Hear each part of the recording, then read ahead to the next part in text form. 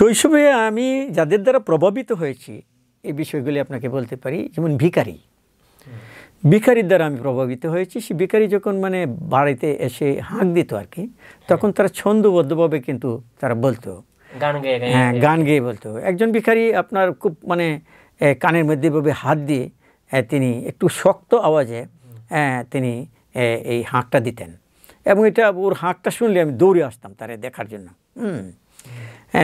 দিল তোবা করো রে সৈরতের বাজার ভাঙ্গা গেল, সৈরতের বাজার ভাঙ্গা গেল। এই যে দিল তোবা করো রে সৈরতের বাজার ভাঙ্গে গেল, আমি ঠিক কথাগুলি বুঝতে পারতাম না, কিন্তু তার এই সাউন্ডটা শুনে আমি দৌড়ে আসতাম। সুরটা আমার ভিতরে অনুরণন সৃষ্টি করতো। এরপরে আপনার একজন অন্ধ ভিক্ষুক, তার কাছেও আমি দেখলাম যে এই ছন্দবদ্ধভাবে সে বলে।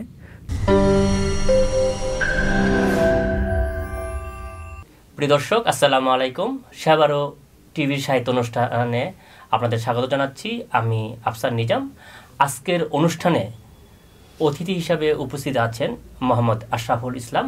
মোহাম্মদ আশরাফুল ইসলাম একাধারে গবেষক, ভাষা বিজ্ঞানী, পুঁথি গবেষক, বেতার টেলিভিশনে বিভিন্ন ধরনের অনুষ্ঠান করে আসে। বিশেষ করে সাহিত্য, সংস্কৃতি এবং ইতিহাস বিষয়ক অনুষ্ঠানে তার আগমন খুব ব্যাপক প্রচারিত হয়ে থাকে। একজন বিখ্যাত মিডিয়া ব্যক্তিত্ব। তার এ পর্যন্ত 4 শতাধিক টেলিভিশন অনুষ্ঠান উপস্থাপনা করেছেন। ঢাকা বিশ্ববিদ্যালয়ের ইতিহাস তার বিখ্যাত রচনা। ঢাকা বিশ্ববিদ্যালয়ের ইতিহাসের এত নিগূঢ়ভাবে বিশ্লেষণ এই পর্যন্ত কোনোটাই আসেনি। বিশেষ করে ঢাকা বিশ্ববিদ্যালয় কেন্দ্রিক মাজার স্থান কেন্দ্রিক যে ডিসকোর্সটা আমরা সামনে হাজির হয়, সেটা তার লেখার মধ্যে পাই। এছাড়া তার শতাধিক গবেষণা এখনো পর্যন্ত আছে, আমরা সামনে জার্নাল হিসেবে পেয়ে যাব। মোহাম্মদ আশরাফুল ইসলাম, কেমন আছেন আপনি? আছি আলহামদুলিল্লাহ। আমরা আমাদের এই অনুষ্ঠানে আপনাকে পেয়ে খুবই আনন্দিত। একজন ইতিহাস ব্যক্তির তো আরেকটা ইতিহাস, তার বেড়ে ওঠা, আপনার বেড়ে ওঠা জন্ম, সেই জায়গাটা একটু শুনতে চাচ্ছি। আমার জন্ম 1959 সালের 1 মার্চ কিশোরগঞ্জ জেলার শেওড়া গ্রামে। ঐতিহাসিক একটা পরিবার, সরকার বাড়ি। সেই মোগল আমল থেকে 1625-এ মোগল আমলের সম্রাট জাহাঙ্গীরের সময়ে আর শায়েখ আব্দুল করিম মেরে বহর নামে একজন নৌ কমান্ডারকে কিশোরগঞ্জে পাঠানো হয় ইশাকের বংশধররা বিদ্রোহ করে কিনা সেটা দেখার জন্য। তিনি এসে এখানে থানাদার হিসেবে অবস্থান করেন। তার সাথেই মুলতান থেকে আমাদের পূর্বপুরুষরা এসেছিল, এবং তাদেরকে এই মোগল থানাদার যিনি কিশোরগঞ্জে ছিলেন, তিনি থানারই একটি চৌকিতে আমাদের পূর্বপুরুষকে সেখানে নিয়োজিত করেন, এবং সেখানেই পরবর্তীতে আমাদের বাড়িঘর গড়ে ওঠে। এ হলো আমার মানে পারিবারিক অবস্থান। তো সেই পরিবারে আমি জন্মগ্রহণ করি।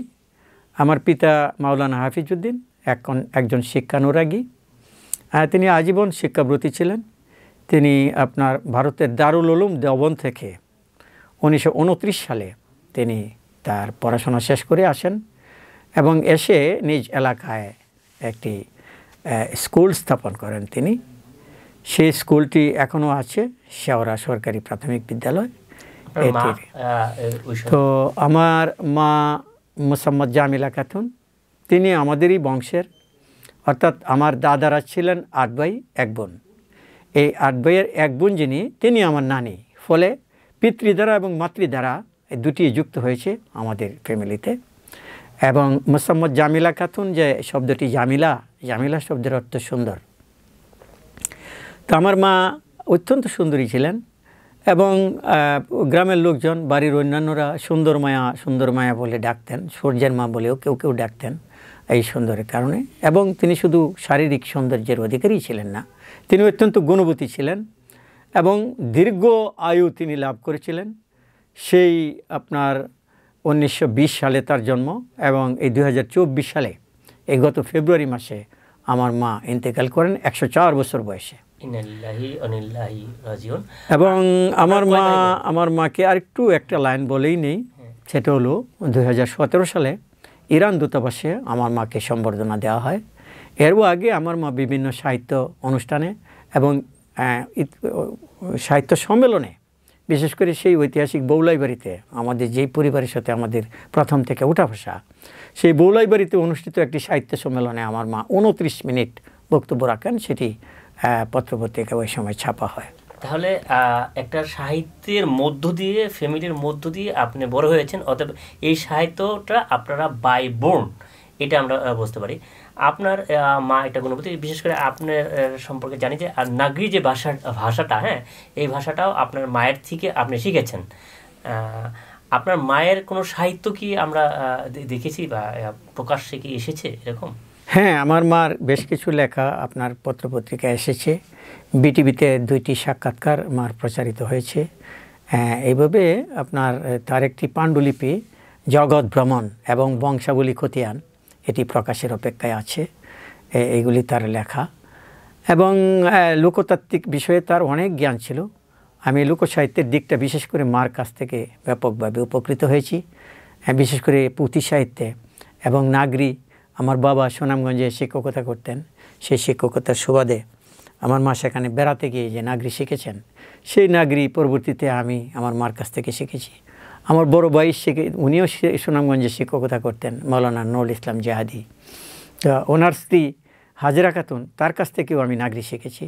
এরা আমার নাগরির উস্তাদ। আপনাদের কিশোরগঞ্জ একটা সাংস্কৃতিক পরিমণ্ডল, বিশেষ করে সাংস্কৃতিক যে উৎকর্ষগুলো আমরা দেখি, বিশেষ করে ময়মনসিংহের গীতিকাও এটা খুব গুরুত্বপূর্ণ একটা বিষয়। আপনাদের এই যে পুরো কিশোরগঞ্জ কেন্দ্রিক যে এই কালচারাল অবস্থান, মানে পারফর্মিং আর্টের যে অবস্থানটা, এটার কারণটা কি? আমার তো মনে হয় আপনি এখন যে প্রশ্নটি করলেন, এটির উপর একটি লম্বা আলোচনা হতে পারে। আমি সংক্ষেপে শুধু এটুকুই বলবো যে সেই প্রাচীন কাল থেকে এই অঞ্চলটি আপনার একটি বিক্ষিপ্ত অঞ্চল থাকার কারণে, বিশেষ করে আপনার লক্ষণ সেনের যে রাজধানী ছিল আপনার নওদিয়াতে, বা পরবর্তীতে তার বংশধরেরা বিক্রমপুরে, তারা আপনার এই কৌলিন্য প্রথা জারি করার ফলে আপনার অনেক কুলীনরা তার রাজ্য ত্যাগ করে আপনার চলে যায় আমাদের কিশোরগঞ্জে। এটা ছিল আপনার যোগাযোগ ও সম্পৃক্ত একটি এলাকা। ফলে এই হাওর অঞ্চল হওয়ার কারণে, সেটা যোগাযোগ ও সম্পৃক্ত এলাকা হওয়ার কারণে সেই জায়গার একটি নিজস্ব বৈশিষ্ট্য সেখানে গড়ে উঠেছে এবং সেই বৈশিষ্ট্য সেখানকার সাহিত্যে প্রতিফলিত হয়েছে। এবং প্রাচীনকাল থেকে সেখানকার সাহিত্যের যে নানা দিক বিকশিত হয়েছে, আমি আপনাকে আগেই বলেছি যে এটি একটি আলাদা এপিসোড হতে পারে, সেই এপিসোডে আমি কথা বলবো। তো এই নানা বৈচিত্র্য সেখানে আছে। এবং আপনি যেটি উল্লেখ করলেন ময়মনসিংহ গীতিকার কথা, সেটা 1923 সালে যখন এটা প্রকাশিত হয়, এর পরেই কিন্তু এটা পৃথিবীর বিভিন্ন ভাষায় এটার অনুবাদ হয়। এবং এ পর্যন্ত পৃথিবীর 21টি ভাষায় ময়মনসিংহ গীতিকা এবং পূর্ববঙ্গ গীতিকা অনুবাদ হওয়ার ফলে সারা পৃথিবীতে বিশ্ব সাহিত্যে কিশোরগঞ্জের একটি আলাদা স্থান আছে। এবং সেই স্থানটি কিন্তু হয়েছে সেখানকার সাহিত্যকে দিয়ে, লোকসাহিত্যকে দিয়ে।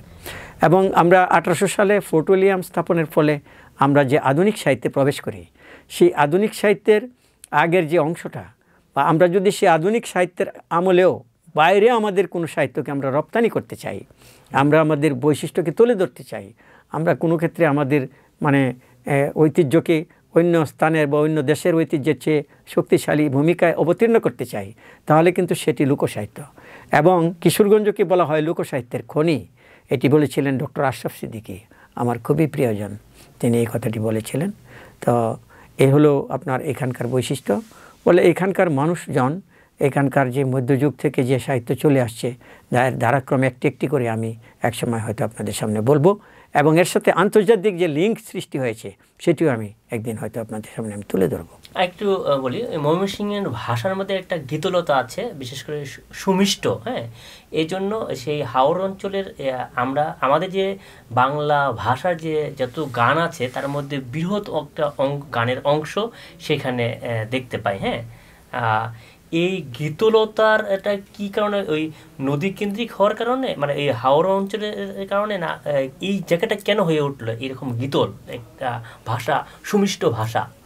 বলি আপনাকে, যে বিষয় হলো যে আমাদের কিশোরগঞ্জের মানুষ আপনি দেখবেন যে অন্য জায়গায়ও আছে। এখানে একজন লোক যদি মারা যায়, সে মারা গেলে তার স্ত্রী বা সন্তানরা যে আপনার বিলাপ যেটা করে, বিলাপ, মার্সিয়া, হ্যাঁ, এই বিলাপকে এলিজি বলতে পারেন এলিজি, আপনি। হ্যাঁ। তো এই এলিজি কিন্তু এখন পর্যন্ত আমাদের সাহিত্যে সেভাবে উঠে আসেনি। কিন্তু আপনি আশ্চর্য হয়ে যাবেন যে অশিক্ষিত, অক্ষর জ্ঞানহীন একজন মহিলা তার স্বামীর মৃত্যুর পর তার ভিতর থেকে স্বতঃসারিতভাবে ছন্দের মিলে মিলে যে কথাগুলি আসছে এবং যেগুলি বলে বলে সে বিলাপ প্রকাশ করছে, এটা একটা পৃথিবীর অন্যতম উন্নত মানের সাহিত্য বলে আমি মনে করি। এবং সেটা স্বতঃসারিতভাবে ছন্দের মিলে কিন্তু আসছে, ছন্দ মিলিয়ে মিলে কিন্তু তিনি বলছেন, অথচ তিনি কিন্তু কবি নন, তিনি সেই কবিত্ব জানেও না।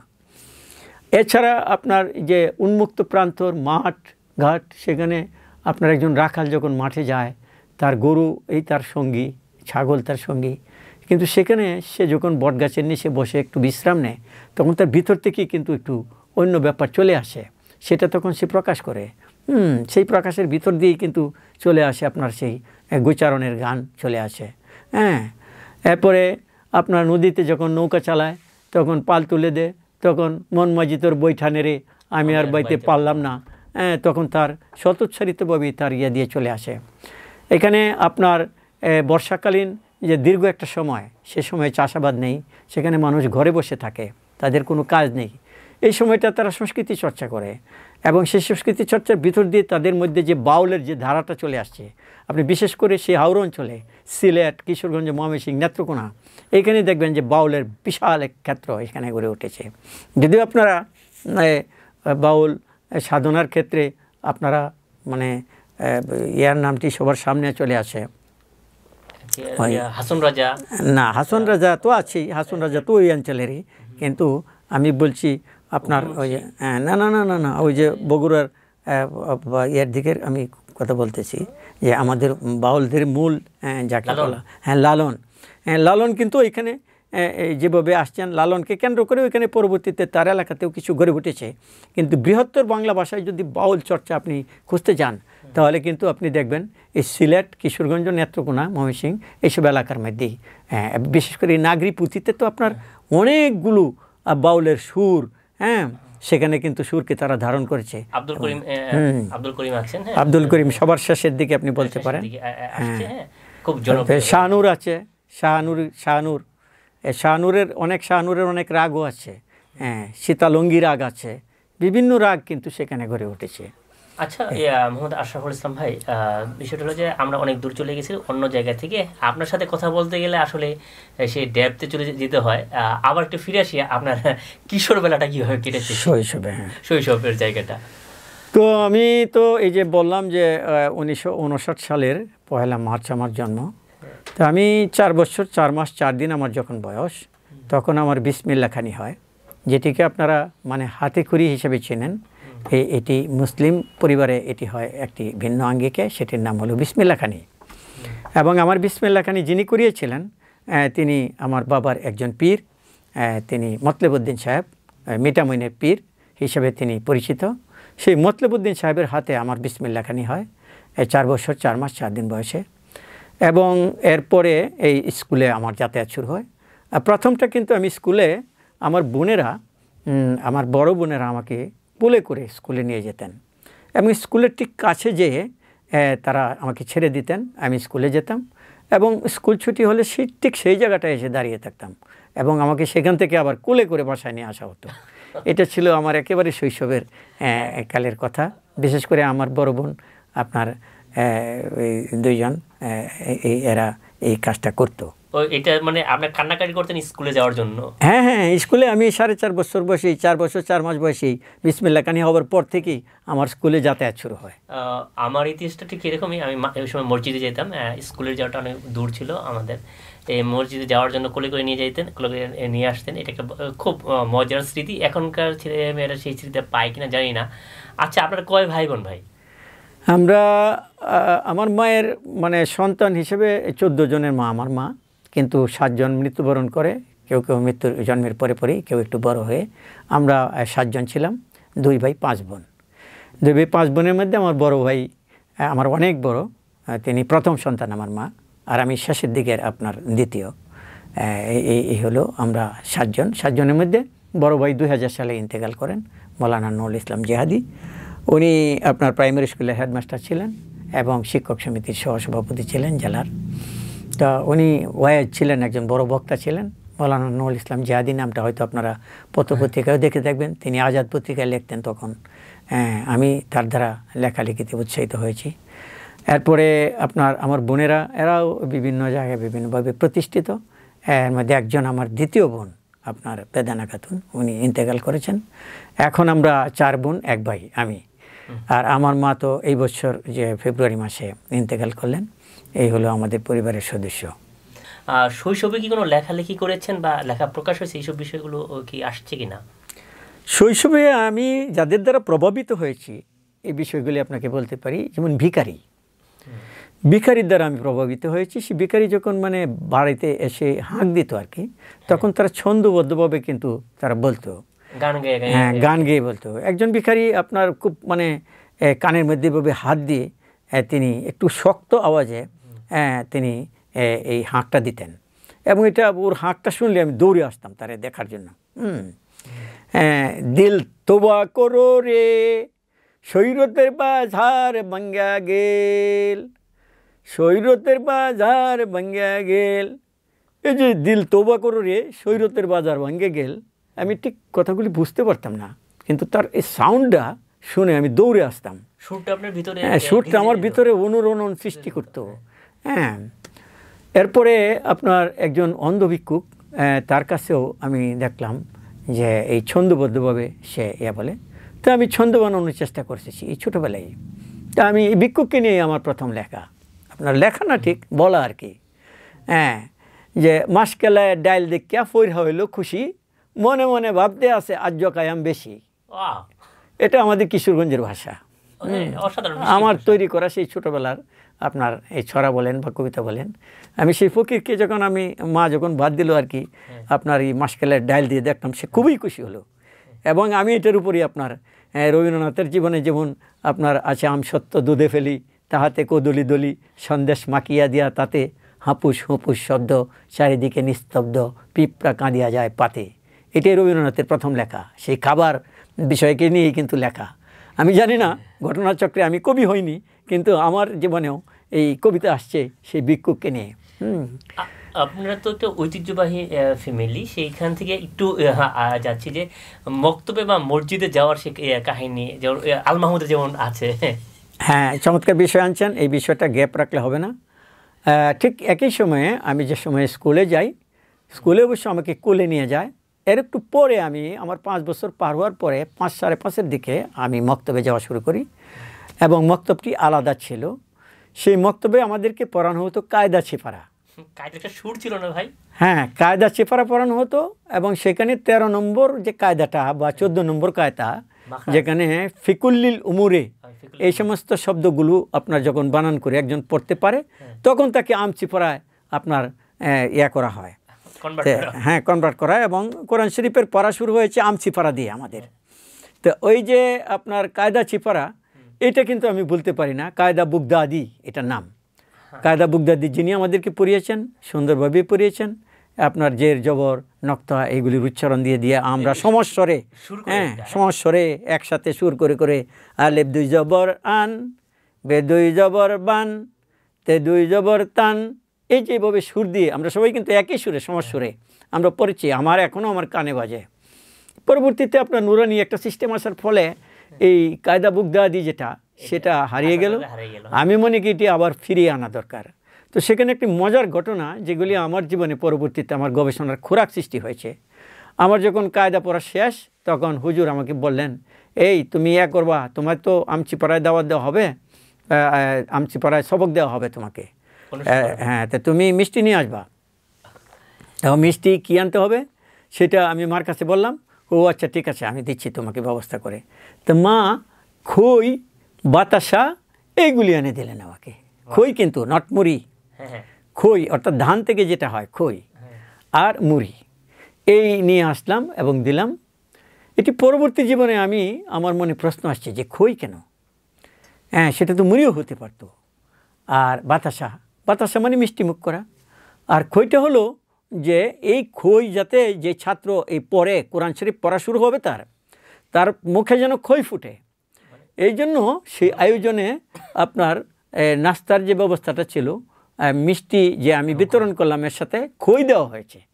এই যে পাটের একটা সংযোগ, পাটের একটা উপাদান খই, বাঙালি জীবনে লোকজ যে উপাদানটি, সেটির সংস্পর্শ আমি ওই সময় পাই, যেটা পরবর্তী জীবনে গবেষণা করে আমি এটাকে আমার লেখায় অন্তর্ভুক্ত করেছি।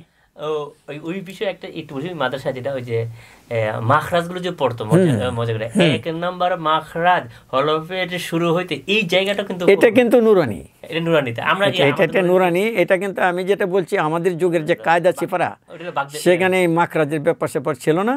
সেখানে আলিফ জবর আ, বা জবর বা, তা জবর তা, আপনারা বে বলছেন না, আলিফ জবর আ, বে জবর বা, বেও বলছে বাও বলছে।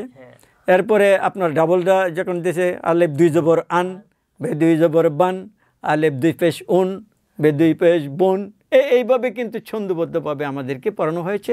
মাখরাজ আমাদের সময় ছিল একদম, এটা তো আমাদের প্রথম এটা কাজই হলো স্কুলে যাওয়া এবং এই যে আপনার মাদ্রাসায় মক্তব, মাদ্রাসা নয় মক্তব, হ্যাঁ মক্তবটা কোনো কোনো জায়গায় মসজিদ কেন্দ্রিক ছিল, কোনো কোনো জায়গায় মসজিদ ছাড়া আলাদা ঘরের মধ্যেও মক্তব ছিল, বেশিরভাগ ক্ষেত্রে আলাদাই ছিল, মসজিদে ছিল।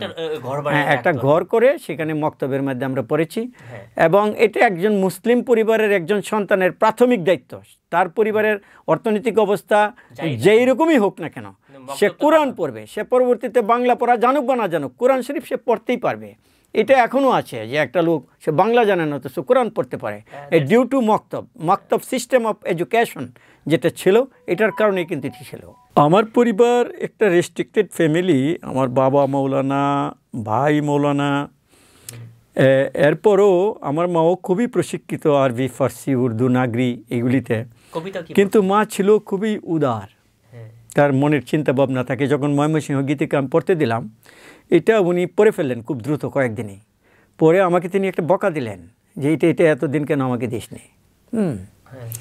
তা উনি আনোয়ারা উপন্যাস, যেটা ওই সময় উনি ওনার বয়স যখন 14, ওনার বয়স 13তে কিন্তু ওনার বিয়ে হয়েছে, 13র আগে আমার মা আনোয়ারা উপন্যাস পড়েছেন। এবং একটু কথা বলি, একটা সময় আমরা যেটা শুনেছি ডক্টর আশরাফ সিদ্দিকী স্যারের কাছে বলেছিল যে আনোয়ারা উপন্যাস না পড়লে মেয়েদের বিয়ে হতো না, মানে বিয়ের আগে সবাই এটা পড়তে দিত না। কথা ঠিক এরকম না, আনোয়ারা উপন্যাসের যে ভাষা, সে ভাষা খুব সহজ নয়, কিন্তু ভাষাটা ওই সময়ের ভাষা, এটাকে মোটামুটি যতটা সম্ভব সহজ করার চেষ্টা উনি করেছেন, আপনার মৌলভী নজিবুর রহমান সাহিত্যরত্ন। কিন্তু আনোয়ারার যে কাহিনী, সেই কাহিনী কিন্তু আপনার মানুষকে খুব আকৃষ্ট করতো, এবং বিয়ের উপহার হিসাবে এই বইটা কিন্তু আপনার তখন নির্দিষ্ট ছিল। আনোয়ারা থেকে এক পাতা যদি কোনো মেয়ে পড়তে পারে, তাহলে বোঝা যেত যে সে বাংলা জানে, এবং সে মেয়েকে মানে বিয়ের ইন্টারভিউ হিসেবে আনোয়ারা বইয়ের একটা পৃষ্ঠা পড়াটাই তখন যথেষ্ট ছিল। এবং আমার মা আনোয়ারার হাফেজ বলতে পারেন, গোটা বই আনোয়ারা এই গদ্য, এই কঠিন গদ্য তার মুখস্থ ছিল। এবং তার উপর একটা ইন্টারভিউ, ইউটিউবে কেউ ঢুকলে, আমার ইউটিউবে ঢুকলে মার্শি আনোয়ারা উপন্যাসের উপর যে তার যে ইন্টারভিউ, যেটা অধ্যাপক মতিউর রহমান সাহেব নিয়েছিলেন তার জীবদ্দশায়, সেখানে কিন্তু দেখতে পাবেন যে আনোয়ারার বিভিন্ন প্রসঙ্গ তিনি কীভাবে মুখস্থ বলে যাচ্ছেন। তো ফলে দেখা যায় যে আমার পরিবারে একটি সাংস্কৃতিক যে চর্চা, সেটা কিন্তু এখানে জারি ছিল। এবং এমন অনেক বিষয় আছে যেগুলি সাধারণত মা ছেলে একসাথে উচ্চারণ করার মতো না, কিন্তু আমার মা, আমার প্রয়োজনে যখন আমি জিজ্ঞাসা করেছি, তখন কিন্তু তিনি আমাকে বলেছেন, সেগুলি আমি নোট করেছি। সেই বিষয়গুলি সাহিত্যের অনেক বিষয় চলে আসছে, এবং সেই গ্রামীণ সেই ছন্দের অনেক ব্যাপার স্যাপার দেখা গেল যে এই চলাচলের অসুবিধার কারণে একটা গ্রামে বিয়ের অনুষ্ঠান, একেবারে একই গ্রামের মধ্যে বিয়ে আপনার হওয়ার যে ঘটনা, এইসব ব্যাপার স্যাপার ছিল, কারণ চলাচলের সুযোগ নেই। চারুয়াকান্দি বগাডুবি, মাইদে মাইদে খাল, বাইয়ে বাইয়ে ভাইরা ফাতে, বইনে বইনে জাল, আমার মার কাছ থেকে শেখাইগুলি। এটা 2টা গ্রাম, চারুয়াকান্দি বগাডুবি, চারুয়াকান্দি বগাডুবি, মধ্যে মধ্যে খাল, বাইয়ে বাইয়ে ভাইরা ফাতে, বইনে বইনে জাল।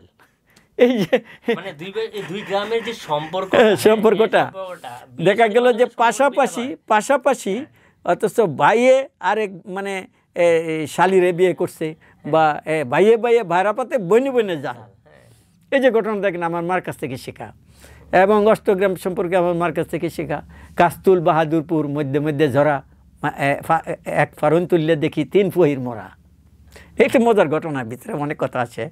আমার মার কাছ থেকে এগুলি আমি নোট করেছি, আমার ইয়ার মধ্যে নোট করেছি। খাড়ার মাপ ঠাডা, আমার মা বললো যে, আমি মারে বললাম যে কাডাটা কি মা?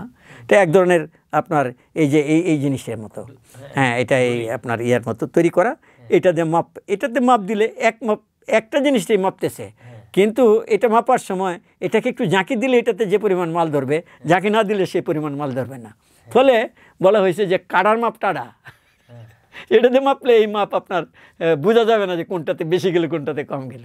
দেখেন এই যে আমার কাছ থেকে এই প্রবচন অনেক শিখেছি, এগুলি লিখেছি, এগুলি একসময় মানুষের সামনে আসবে আশা করি। একটি সংস্কৃতি বান্ধব পরিবারে আমি জন্মগ্রহণ করেছি এবং আমার মা সেই উদারতার আপনার রেখেছেন, স্বাক্ষর রেখেছেন, সেটা আপনার তার লেখায়, তার আত্মজীবনীতে আপনারা পাবেন ইনশাল্লাহ। শৈশবে আমি যে স্কুলে পড়াশোনা করেছি, প্রাইমারি স্কুলটির নাম না বললেই নয়, সেই স্কুলটির নাম হলো শেওড়া ম্যানেজড প্রি প্রাইমারি স্কুল। এই স্কুলে আমি ক্লাস 5 পর্যন্ত পড়েছি। এরপরে কিন্তু সেখান থেকে 5 মাইল দূরবর্তী শহরের স্কুলে আমি চলে যাই, আজিমউদ্দিন হাই স্কুলে। সেটি পরবর্তী পর্যায়ে হয়তো আপনাকে আমি শেয়ার করতে পারবো।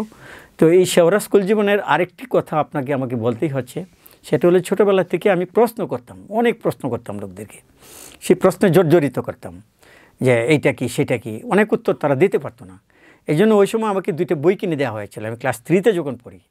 একটা হলো ময়মনসিংহের ভূগোল, আশরাফুদ্দিন আহমদের লেখা। উনি পরবর্তীতে চিনতে পারি যে উনি আমার টিচার হয়, আজিমউদ্দিন হাই স্কুলের শিক্ষক। ওনার লেখা ছিল আশরাফুদ্দিন আহমদের ময়মনসিংহের ভূগোল। আরেকটা বই আমাকে কিনে দেওয়া হয়েছিল শয়তানের ডায়েরি। এটা হলো একটা সাধারণ জ্ঞানের বই, এটার লেখক নামটা আমার মনে নাই। এটা কিন্তু ক্লাস 3-এর সময় আমি এর ভিতরে বিভিন্ন প্রশ্নোত্তরগুলি আমি পেয়ে যাই।